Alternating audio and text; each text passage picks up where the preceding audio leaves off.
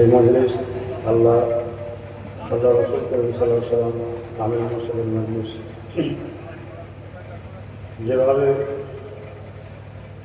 সুন্দরভাবে শান্তিপূর্ণভাবে মজলিসটা আল্লাহ করিয়ে দিয়েছেন, আল্লাহর কাছে কোটি কোটি শুকর। সারা জীবন শুকরিয়া আদায় করলেও শেষ হবে না।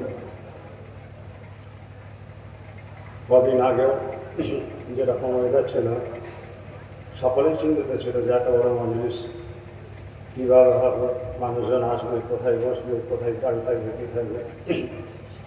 আল্লাহর কোটি কোটি শুকর, রসুল সাল্লাল্লাহু আলাইহি ওয়াসাল্লামের কোটি কোটি শুকর, কামেল মুর্শিদের শুকর করে যে সকলে দোয়া করে আল্লাহ সেই কাজ খুব শান্তিপূর্ণভাবে সুন্দরভাবে সফলতা করে দিয়েছি। এই কাজ সমষ্টিগত কাজ। প্রথমে কৃতজ্ঞতা স্বীকার করি স্থানীয় প্রশাসন, থানা, বিডিও অফিস, পঞ্চায়েত এবং সমস্ত পীরভাই কর্মী এবং তারা বিভিন্ন ভারতের বাংলার বিভিন্ন প্রান্ত থেকে এসে এখানে সহযোগিতা করেছেন এবং আমার এই গ্রামের এবং আশপাশের গ্রামের সমস্ত কর্মী ভাইদের, হিন্দু ও মুসলিম সমস্ত কর্মী ভাইয়েরা তারা একনিষ্ঠভাবে আন্তরিকতার সঙ্গে এই মজলিসকে সহযোগিতা করেছেন। তবে এটা সাফল্যমণ্ডিত হয়েছে, তাই সকলের কাছে আন্তরিকভাবে কৃতজ্ঞতা জানাচ্ছি এবং আল্লাহ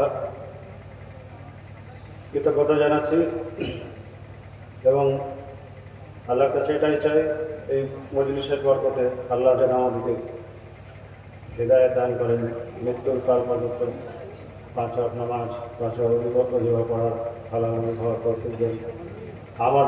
আমাদের মা বাপ, দাদা দাদি, আত্মীয় স্বজন, রিশতেদার সকলের যেন বলে আল্লাহ মাফ করে দেয়, সকলকে হৃদায়ত দান করেন।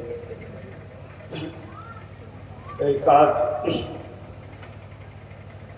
করতে গিয়ে হয়তো অনেকেই ছোট বড় কথা বলা হয়ে গেছে, কারো মনে আঘাত হয়ে গেছে।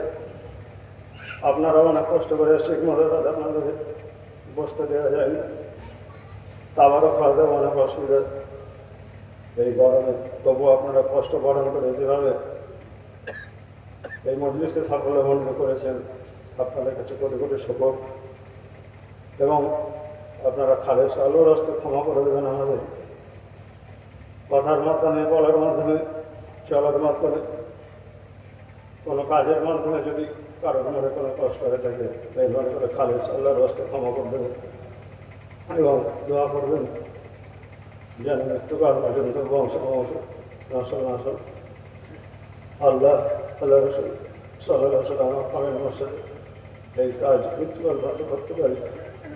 আল্লাহ যেন আমাদের সবাইকে তৌফিক দেন। এখন ইনশাআল্লাহ আজান হবে, এরপরে জামাত শুরু।